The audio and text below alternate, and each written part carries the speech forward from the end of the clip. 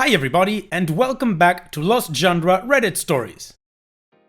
This post is from the subreddit Relationships, and it's by user Please No Pets. Me, 25 male, with my girlfriend, 24 female of 1.5 years. She brought home a kitten after 9 months of me saying no. Don't know how to handle things. For the last 9 months or so, my girlfriend has been asking to get a pet. At first, it was a dog or a cat, and when I said that I didn't think we were ready for it, she would still bring it up until finally backing down, or so I thought. 6 months ago, it was her birthday, and she brought up getting a pet again, and I responded with the same reasons as to why not. 1. Small apartment, which I would like to note that I pay for and is in my name for transparency's sake. 2. When I was younger, I was allergic to cats, so I'm not sure if I will be this time around or to what severity. 3. I feel our relationship is still too young to commit to a pet. 4. We have very different work hours, but we both each work in surplus of 40 hours a week, sometimes as much as 60. 5. A pet is an expensive thing if you treat them properly, and right now I'm very concerned with trying to pay off my student loan debt. And 6, I tell her that I certainly want pets in the future because I grew up with both cats and dogs and love them both, but the time isn't right now. The week before her birthday, we agreed to get a fish instead. It would bring life to our apartment, was low maintenance, and felt like a good compromise. On her birthday, when we were going to get one, she told me she didn't want a fish and that she was hoping I'd just reconsider for a cat or dog. So I said once again that I wasn't ready for one, and we got into another fight about it. On and off for the last 6 months, she would say she wanted a cat and kept saying how low maintenance they are and how she would be the one taking care of it. I insisted that I didn't think we were ready for a pet yet, and that I wouldn't be ready until our living conditions, work schedules, and finances changed a bit.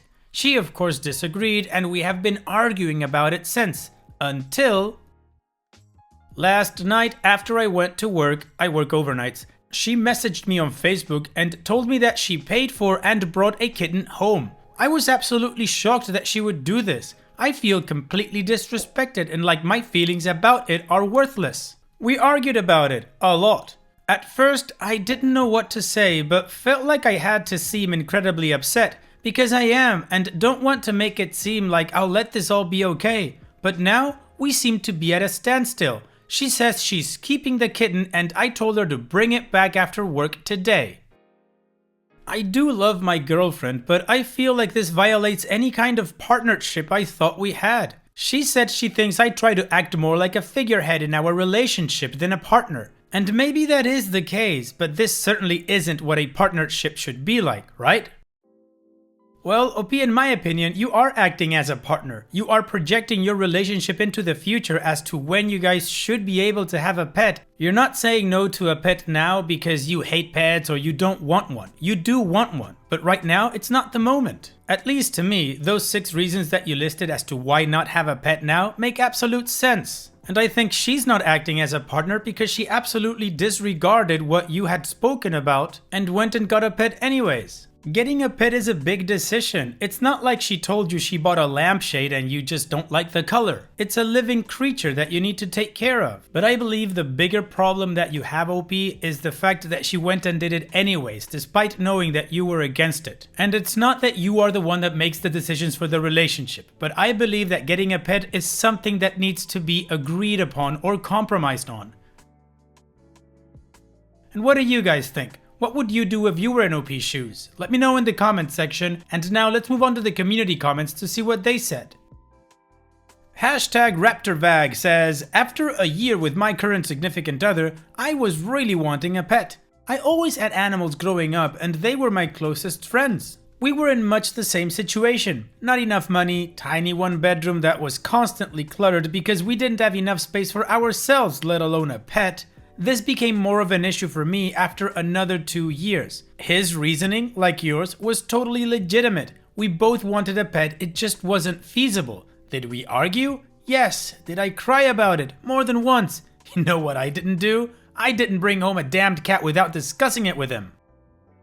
Instead, we acted like adults. We got our crap together, got better jobs, and moved into a bigger place. After the clutter issues of the last place, he said that if we got our home all moved into and clean, we could get ourselves a cat. I saved up money, did mountains of laundry and organizing, and lo and behold, we rescued two semi-wild brothers who had never so much as been inside or seen a litter box. They are loving house cat life and we are loving them. This worked because he kept his promises and neither of us makes unilateral decisions without the other. Advice? I got none. I'm simply worried for OP because one unilateral decision often begets another. That's not how partners work.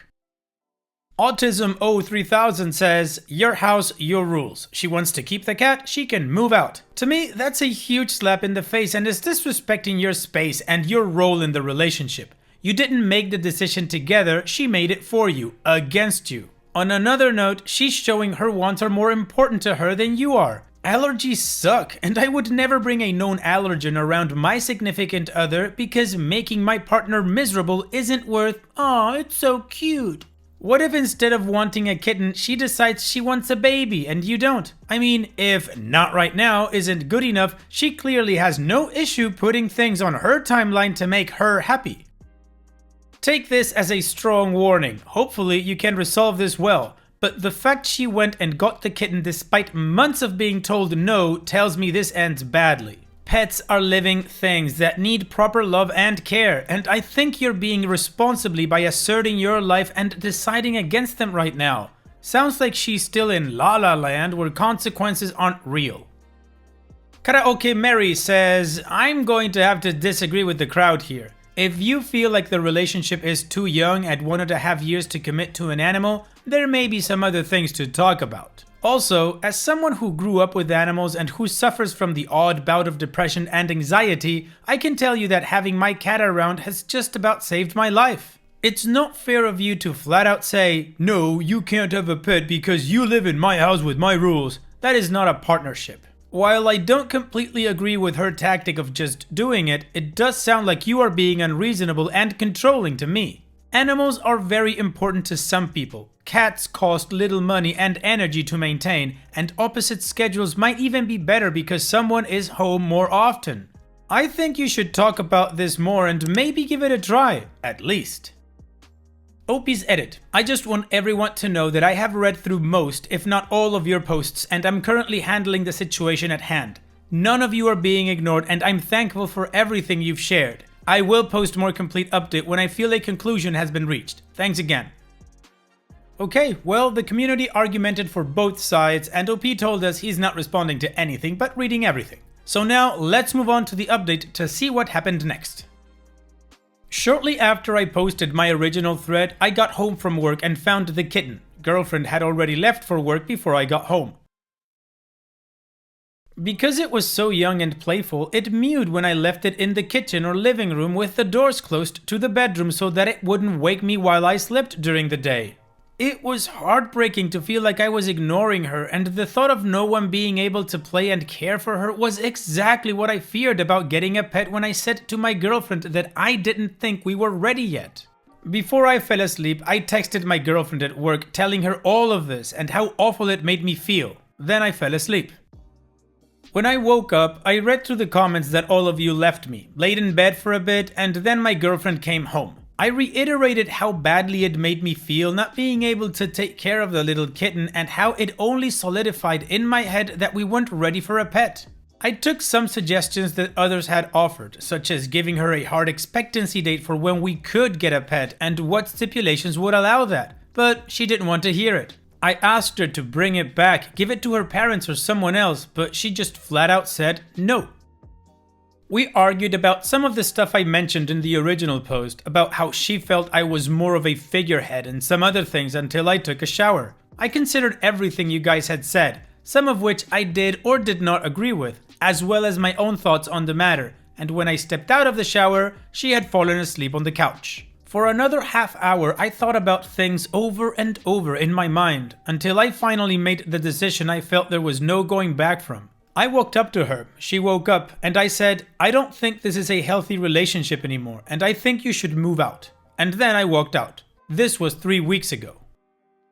That first night was the hardest for me. I missed her next to me in bed, especially when I came home from work in the morning, and being with her doing everyday things like grocery shopping, and at that point, I wasn't sure if I actually wanted this. She moved in with a friend because she doesn't have family from around here, and we were texting semi-regularly about our relationship, and she said that she thought it was best we didn't live together for now. She said she felt like she was in an abusive relationship, not physically but emotionally. That because I asked her to move out, it took away the safety she felt while with me. I told her that if I had a child who felt like they were in an abusive relationship, I wouldn't want them to be with their partner either. So if that was her decision, I would support it. I knew that wouldn't be good for our pseudo-relationship, but I agreed that it might be better she moved out. The second week we got together a couple of times and talked face to face. She admitted that it was wrong to bring home a pet as she did without me on board. She also told me she bought a pack of cigarettes and smoked 2 of them before her friend told her to throw it out. Before that, she hadn't smoked in over a year because I asked her not to anymore. It killed me because I really thought she wanted to make those kinds of positive steps in her life or more than just me, but I was wrong. Side note, when we started seeing each other, she smoked cigarettes and pot regularly. I told her outright that I couldn't be with someone who smoked, and I asked her to please stop both if she wanted to continue seeing me and possibly get more serious. That in itself was an issue for a little while, not the cigarettes so much because she knew they were bad for her health and didn't want to continue with those, but smoking weed was a different story. We talked about it quite a few times and it always came back to her asking, what exactly about smoking pot do you not like? And I eventually realized that she was trying more to argue a reason to be able to smoke than to actually talk about it. Anyway, all of this set things in the wrong direction again, despite it seeming like we were actually going to try and work on our dynamic and make things healthier for both of us. This past weekend, we went to a friend's engagement party together. Things were okay there, but the following days, she went camping with her family and then came over to see me last night. I had a feeling things weren't going to be the same. We had stopped texting frequently, rarely saw each other over the last few weeks, and when we did talk, it was mostly platonic subjects. It felt over and I felt lost. Last night, she told me she thinks we should break up. She felt that we had too much baggage and we would be too resentful of one another to be able to continue forward. I thought we were on the verge of working through things, but I guess she did not. She said she still wants to be amicable because we were, after all, great friends. I told her that I couldn't be just friends and it would hurt too much to see what she's doing and with whom, without me too. We both still love each other, we both told each other that. I told her that I probably will always love her. We hugged for a couple of minutes and then she left. She still has the kitten. A couple of days after our initial fight about everything, she said she was going to give the kitten to her parents to take care of. Then a few days later, she said she was keeping it. Then she said she thinks she has to make her an outdoor cat because she's very energetic. Not really sure where the kitten will end up though. One more thing I'd like to say is that I appreciate everyone who lent a hand with offering advice and consolation in my previous thread, but I would also like to say that matters of the heart are never as clear as you'd like them to be. The advice I read was often in black or white and rarely forgiven, despite the side of the story folks agreed with. So I urge you all to at least consider approaching matters in this sub with a softer heart at times and the benefit of the doubt when giving advice. Once again, thank you all. Well, OP, in my opinion, despite your relationship ending, I thought you both made the right decision. I think it's a good thing that she moved out, that you guys split up, and that you're not gonna remain friends because, yeah, that'd be torturous. At least for you, as you said in your post. In any case, all the best to you, OP, and thanks for sharing. Now, let's move on to the next post. This post is from the subreddit Malicious Compliance, and it's by user Tacky Queen. Won't honor the contract? Fine, hope you like hot pink duct tape. Many years ago, I was an elected union president at a Fortune 500 company, but I was only in charge of one contracted group. As such, the bargaining power of the main company was much higher than my own, but even they couldn't intervene too much. My group's contract switched from Company A to Company B in 2012, but the contract remained unchanged. Company B inherited all of the contract requirements of Company A and agreed to meet them, but opted to fight me on several minor clauses when it came down to it. Most were solved without much conflict, but the major sticking point was in regards to uniforms. Our contract ensured that we were giving an allowance to pay for new uniforms and vouchers for steel-toe boots every year. When it came time for our new vouchers, they refused, citing that they'd given us a slight raise which should offset the costs of boots. I informed them that a cost of living raise didn't void the portion of the contract requiring them to provide vouchers for shoes, to which they responded they just hadn't figured out how to provide vouchers yet. After assurances they would provide the vouchers as soon as they could work it out, I dropped the issue. Unsurprisingly, months later, they still hadn't provided vouchers for replacement shoes. It should be noted that this was a very large campus and many of us walked several miles a day in these shoes, and the shoes were caked with chemicals and dirt and started to look pretty vile within a year. We had to wear the same work shoes in office areas, and we had started to get complaints. I decided to lean into this. This is where malicious compliance begins. No new shoes? Fine, I'll rig them up to last longer. I went out and bought several rolls of the flashiest and most obnoxious duct tape I could find. I began to repair holes in my shoes with duct tape and extra fabric to the point that my hot pink shoes became easily recognizable. The safety team for the main company was so amused they gifted me hot pink safety glasses and gloves to match. I also lent out my gaudy duct tape collection to any employee needing to upgrade their shoes. Suddenly, the complaints about our dirty shoes were replaced by complaints about obviously duct tape shoes. Whenever we were asked, we'd tell both union and non-union workers that it was a small protest against the refusal to honor the shoe vouchers in the contract. The next year rolls around and still no shoe vouchers, but suddenly our uniform allowance was increased around $150 to allow for new steel-toed shoes to be purchased. After speaking with the union members, I agreed to allow that in place of the vouchers.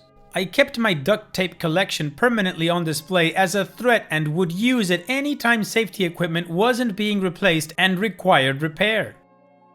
Well done, OP, you got your people what they needed. Thanks for sharing. Now let's move on to the next post. This post is from the subreddit Petty Revenge and it's by user Bing Bong Boobies. Roommate wouldn't stop the late night party, so I became an early bird. Old story I was reminded of recently. A little background. My old roommate was a daily regular at a bar less than a mile from our house. At the time, I liked to party too and would often join in on the fun, but took time off when I needed it. Sometimes we would have a few folks at our place after the bar, which was a good time and didn't usually get too wild, but these after parties were late and drunk people don't have any volume control generally. So it was a Friday night after work and she was getting ready to head to the bar per usual. I told her I'd sit out tonight as I was just drained from work. I asked her to please not bring the party home so I could catch up on some sleep, and she said that was fine, no problem. The problem became mine when the party came crashing in around 1 or so. More people than usual, more drunk than usual. Music, yelling, shots, shots, shots. I didn't want to blow her up, so I just threw a silent fit, put in some earplugs and went back to sleep eventually. I was pissed she disrespected me like that. The next morning, I wasn't sure how to approach it, and then it hit me. She must have had a long night and needed some rest herself, huh? So I decided I'd get some chores done at home and engaged in a 7 AM cleaning spree. But first, I turned on my speaker, put it on full volume, placed it near her bedroom door, conveniently close to the bathroom I was cleaning, and pressed play. The song choice, Before I Forget by Slipknot.